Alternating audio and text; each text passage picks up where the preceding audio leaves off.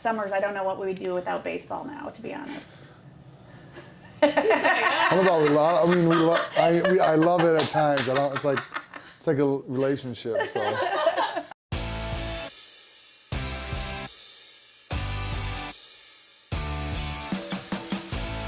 We've been involved with the Leprechauns for the past couple of years, and we think it's a great asset to the city of Royal Oak and to the area. Yeah, like you said, we're in the Royal Oak community. We love it. We are also really involved in the local youth baseball program, Royal Oak Sandlot League. So we're both on the board. That's actually how we ended up getting involved with the Leprechauns, was through that process. And we were kind of the parents who were complaining about the baseball, and realized, hey, if we want to have a say or have input or things to change, we better get involved. So ended up getting involved. The program has, not because of us, we've had some great leadership in the Royal Oak Sandlot program, but it's really turned around. It's a great opportunity, and there's such a collaboration with the Leprechauns that we've loved that piece. So that's how we ended up with the Leprechauns. We weren't necessarily a baseball family to begin with, I wouldn't say. Liked athletics and sports, but we've kind of turned into this like crazy baseball family, which the boys, it's not like their favorite thing in the world, but it's kind of taken front running, I guess you could say, especially during the summers for sure. We've hosted 2 years. This will be our 3rd year. So when we first started, honestly, we had some of the leadership from the Leprechauns come to the Sandlot meeting and mention they needed host families. And so I talked to Matt about it when we went home, and he's like, absolutely not. Like, we will not do this. Like, I don't want somebody in the house. And I'm like, okay, don't push it, leave it alone. So that was that. And then they kept talking about it. Like, we need more host families. We need more host families. And it was the week before the season was supposed to begin. And I had finally convinced Matt that, like, hey, what if we just, like, said, hey, if you need somebody, we could help. But I'm like, they probably don't need us. Like, they're this close to the season. They don't need us. Like, we'll be in the clear, but we look like we're helping. And, like, we're open to it, right? And so he's like, okay, yeah, we can do that. So I reach out to them, and I'm like, just in case you need an extra person, we could help. And immediately they're like, yep, we need somebody. And we ended up with a coach the first year. So we were like completely thinking we're going to have some 18-year-old, kid in the house, and kind of that's what our mindset was. But that first year we ended up with a coach. He came in kind of like a whirlwind right before the season started. And so we didn't really know what to expect. So I grew up, I'm from Canada, so hockey's a big thing. And so billet families is like always a thing in Canada. So that was kind of what I was expecting, more of that feel kind of, I guess, from a hockey perspective. But he came in and it was a whirlwind. We kind of got to know him a little bit, but they're so busy that basically like they're on the road, they're on the move. You don't spend as much time as like maybe we had initially anticipated. We actually are to the point where we're like, oh, give them a couple more days off so they can be home and we can spend time with them because they're such great people. So we did that was our first year, a great start to the program. And then last year we had a player, and that was a lot of fun. It's neat watching them grow and experience new things. He was in the process of changing schools, so that was unique for us then too. So he was, on the move a little bit more than some players might be. So we're actually really excited for this year to have a player that maybe is gonna like hang with us the whole season. And like having the coach, he was there the whole season, right? So from beginning to end. So that was a great experience for us for sure. But yeah, so this will be our 3rd year, and we're looking forward to it. You want to take that? Yeah, I think just to see what it was going to be like with someone else, like a player, or we had gotten over the fear of hosting our first player coach, and so we kind of knew, and we'd gone through a season with the Leprechauns, with hosting a coach, so we knew what it was going to be like. Not that every player was going to be the same, but we had a feel for it. So I think we felt like it was a successful experience, and we enjoyed it, and we were going to be more involved, with the Leprechauns, and we grown that relationship through the Community Sandlot League, and so yeah, I think the anticipation of doing it again and seeing what player we were gonna get, and we had some players that lived down the street, just a block over. It was a house that they rented out for the players, and we got to know one of the players that would come over after the games, kind of hang out, and we actually took a trip out west to California and met up with a player at one of his games, and so we got to visit with him. And so having that experience was kind of exciting. Like what can we do with this relationship with these players as a family? Can we travel to one of the games? Can we go see them in college? You know, so I think that was kind of a fun experience as a family to do.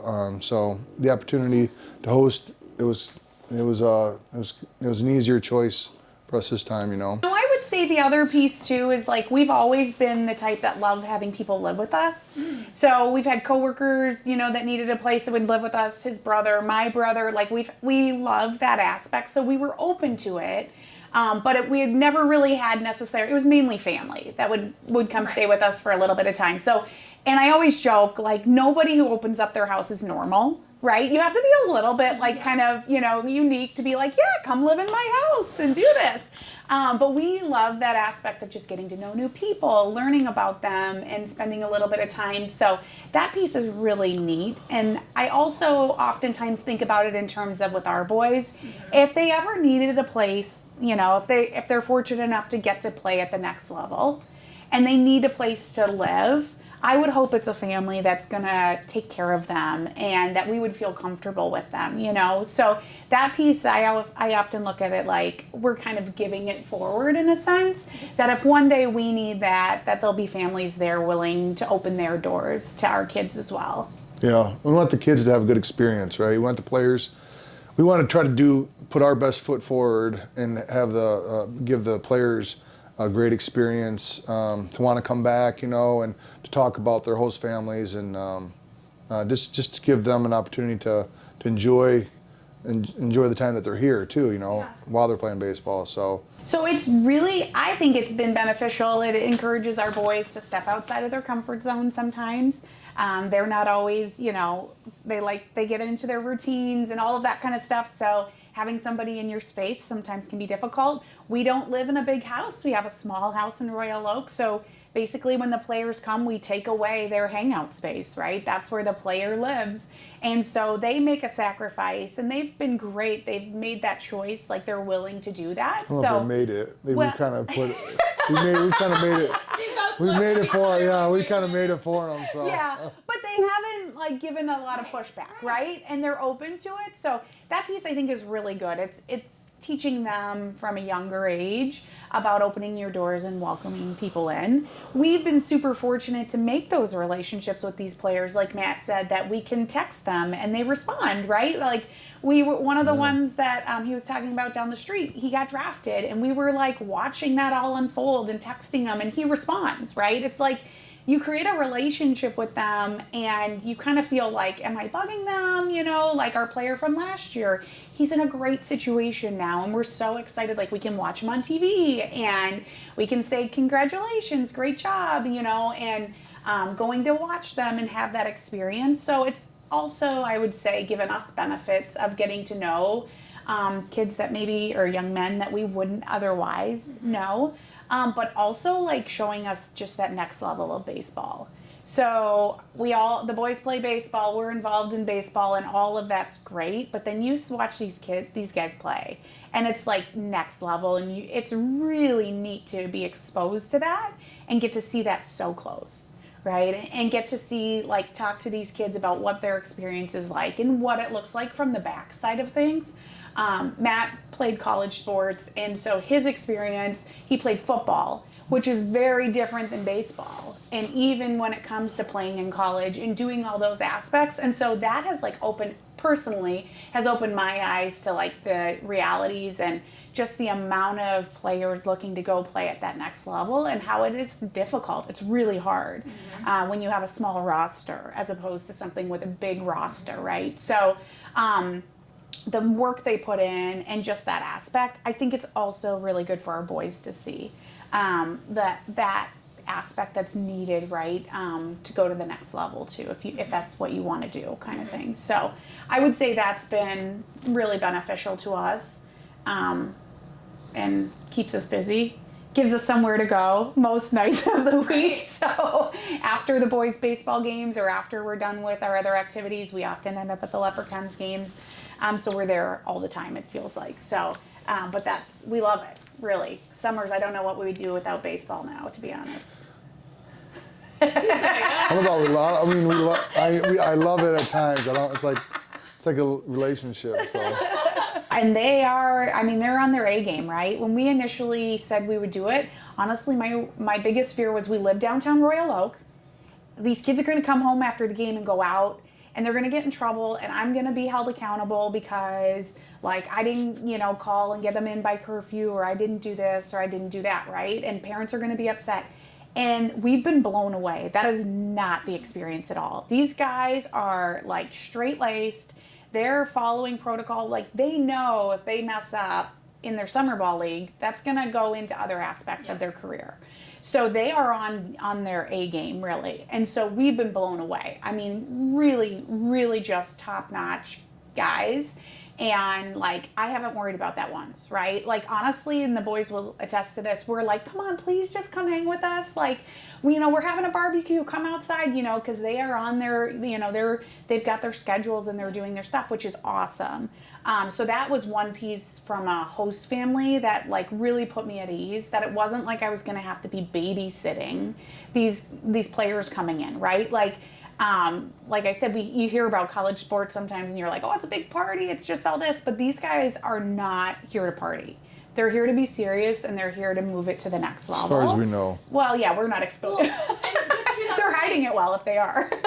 Just keep an open mind, because you are opening your house to a college ball player, college athlete.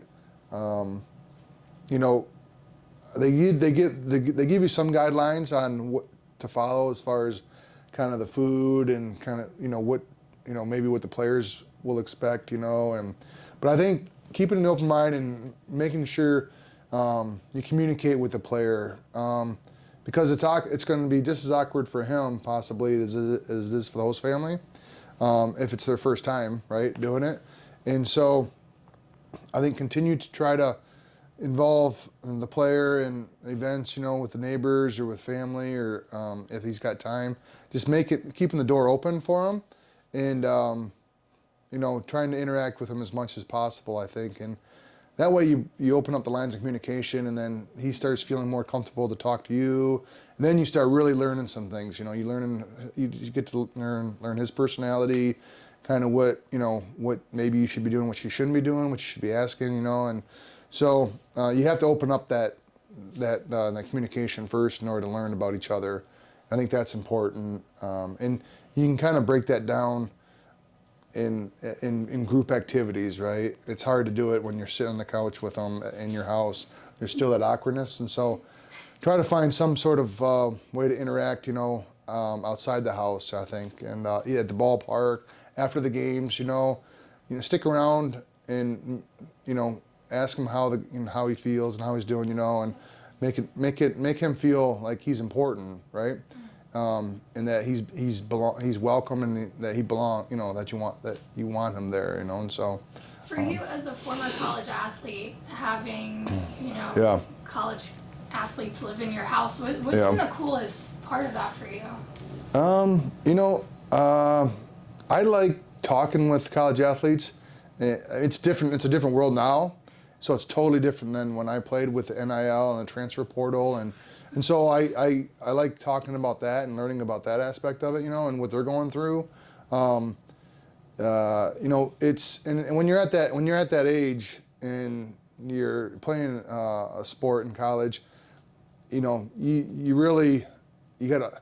It takes a lot to open up to someone and to talk to them about maybe some adversity or some struggles or some opportunity, because at that point you're kind of like tunnel vision a little bit too, unless there's a coach or an advisor, and so I think for me, I enjoy the sports aspect. We have something that gives us something in common.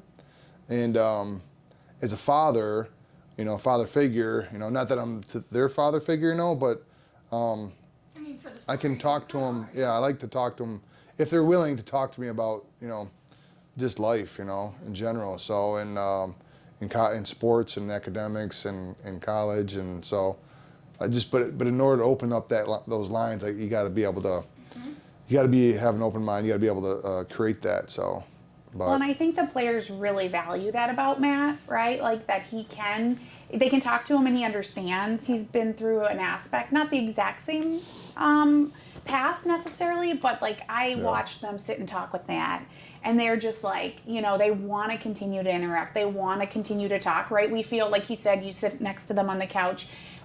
You feel like, okay, well, if you want to leave, sorry, we're not trying to make you stay, but they want to stay engaged and they want to interact with Matt. So I think that's huge, and they feel comfortable, and Matt can share his experiences in life after sport and what that looks like, and that there's always going to be that. And so Matt's great about that aspect, which I think is a tremendous gift, and does break down those barriers for sure too. So, and then I would say from my perspective, what I wish I knew going into it, it's not hardly any work.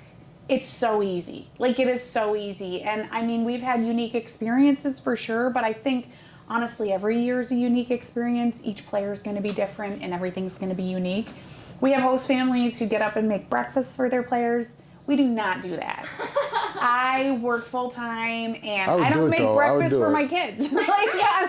I'm not gonna pretend, like sometimes when they come, I'll have cookies the first day and I'm like, let's pretend I make cookies, but I don't, We'll just pretend that first day. So like, my concern was like, oh man, we're kind of like a family who I don't make big dinners and I don't do all that kind of stuff. We've got a lot of other things on our plate. And so I was like, oh, I hope we don't, they miss out on something. But the fact that they're at the field so much, they have meals there. Like, honestly, our players and coach, they never wanted to wake up early anyways. So I could have had breakfast waiting for them and they would have still rolled out of bed right over to the facility, right? It wasn't like they were up and at them that early because they had late nights. So probably for me, if I was coming into it again, I would love to know, seriously no lift. This is easy. Just they'll slide into your family and kind of, they're adults. They can handle things, they got their routines. They've got all their stuff. You don't have to stay on top of them. It's not didn't feel like a lift at all for us, right? Ours weren't making messes all over the house or anything like that. So I would say the lack of extra work it takes is zero.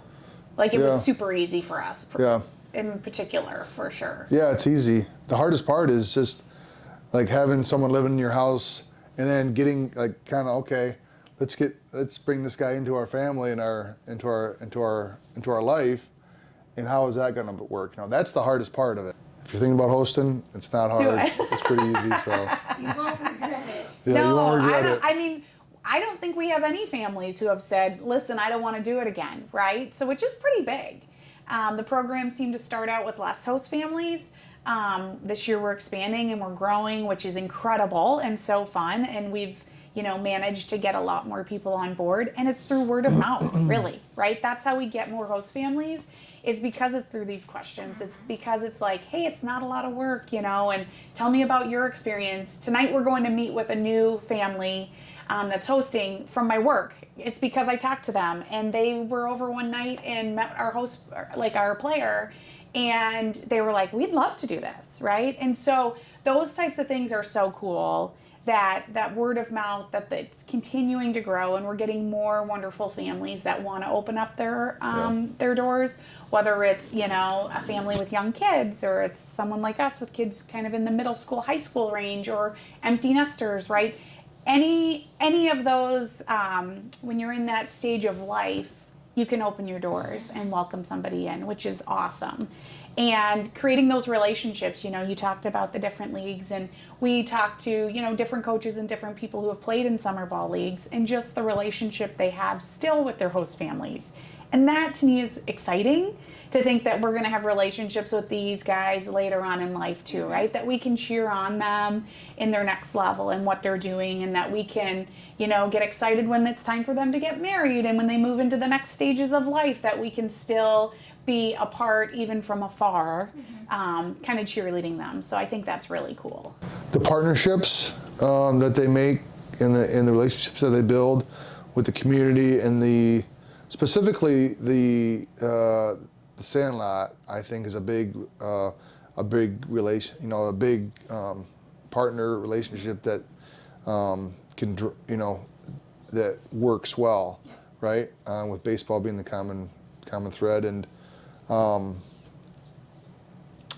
I think that they've grown that relationship and they continue to grow that relationship, and through that, I think it's just there's been the ripple effect in other areas in the community, the schools, with the middle school, they're doing a baseball game or baseball team this year, so there's opportunity there, I think, and so I think just continue to knock on, if there's a door open there to continue to pursue a relationship. So yeah, and I think, like you said, that partnership with the Sandlot is great, right? It's increasing the love of baseball in the community, which we love.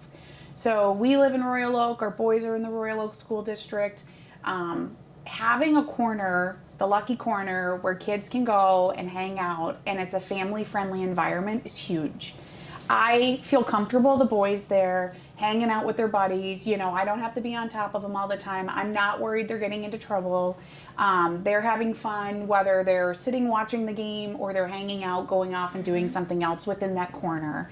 But to me, that's what Royal Oak needs. They need family-friendly spaces, right? Royal Oak has evolved and changed over the years, and families are staying in the city like they didn't used to. It used to be a big, college town. You'd come after college, and then you'd get married, and you'd have kids, and you'd move out. Well, that's changing now. Families are staying, and they're raising their kids in the city, and I think Royal Oak's known to have a fun downtown and, bars and all that kind of stuff, but to have a corner where it's family-friendly, where you can go and you can hang out, and it's just a great time. Everybody's having a good time. The parents are having a good time. The kids are having a good time, and you're getting to watch these guys play up close, and the pitch speeds and just being able to see that so close is so neat to me. And so I really do think that it's increasing the love of baseball in the community. I often say I think it's pretty cool that our kids get to play on the same field as a summer ball league, right? Not often does that happen. A lot of these other locations, they have a stadium. It's like a standalone stadium. And yes, those are awesome, but they're like untouchable for the kids. Yeah. Our kids actually play Sandlot on the same field that the Leprechauns play. So that's pretty cool because it makes them feel more a part of it too. When it comes to team of the game and they bring in the different Sandlot teams, that's really neat that these kids, our players, are getting to interact with future MLB players, right? And that's big to them. That's part of the reason they love baseball then, right? They're getting to experience that and what next level looks like. So I love that partnership. I think it's so important.